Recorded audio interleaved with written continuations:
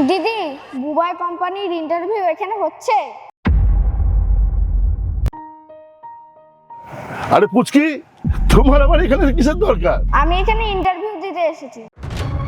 আরে এখানে তো বড়দের ইন্টারভিউ হচ্ছে, এখানে তো বাচ্চাদের ইন্টারভিউ হচ্ছে না। তুমি এখন এখান থেকে যেতে পারো।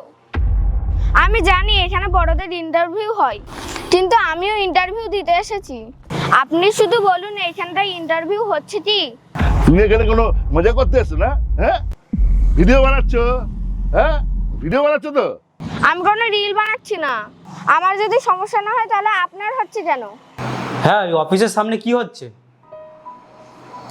কি একটা বাচ্চা ইন্টারভিউ দিতে এসেছে? আচ্ছা, একটা কাজ করো তো, ওদের সবাইকে ওপরে পাঠিয়ে দাও। স্যার আপনাদের সবাইকে ডেকেছে।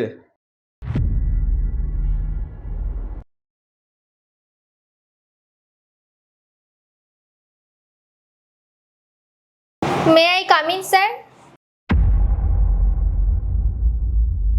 Yes, come in. Good afternoon sir. Good afternoon. বাবু, তুমি আসো, আগে এখানে বসো, তোমার আগে ইন্টারভিউটা নি। বসো।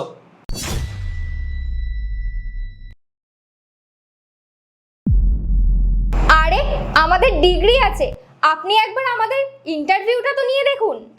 আর আপনি একটা এই ছোট্ট বাচ্চার কিভাবে ইন্টারভিউ নিতে পারেন? ব্যাস, আপনারা চুপ করুন। আমি জানি ওর বয়স কম, ওকে জব দেওয়া যাবে না। আপনারা চুপ করুন, আমার কোম্পানি আমি বুঝে নেব। বাবু, তুমি পাস করেছো, তুমি জবটা নিশ্চয়ই পাবে। হোয়াট? আমি জানতাম না এত বড় কোম্পানির মালিক একটা পাগল। আপনি একটা বাচ্চাকে জব দিচ্ছেন? আপনি যদি বাচ্চাটাকে জব দেন তাহলে কিন্তু আমরা আপনার এগেনস্টে কেস করব। আর আপনার জন্য আমাদের অনেক টাইম লস হয়েছে। Hey you, mind your language. আমি জানি ও বাচ্চাকে জব দেওয়া যাবে না, আমি বুঝে নিচ্ছি, সেটা আমি দেখে নিচ্ছি। তা আপনি পুলিশ কেস করবেন বলছেন না? যান করুন।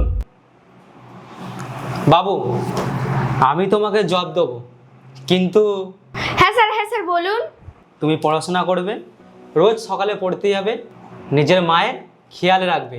তোমার পড়াশোনার সমস্ত খরচা আমি চালাবো, তোমার ঘর চালাতে যা টাকা লাগবে আমি দেব, আর তোমার মা ডাক্তার দেখাতে যত খরচা হবে সব আমি দেব। তুমি একদম চিন্তা করবে না, তুমি মন দিয়ে পড়াশোনা করো। শুধু আমাকে তুমি কথা দেবে, ভালো নাম্বার আনবে।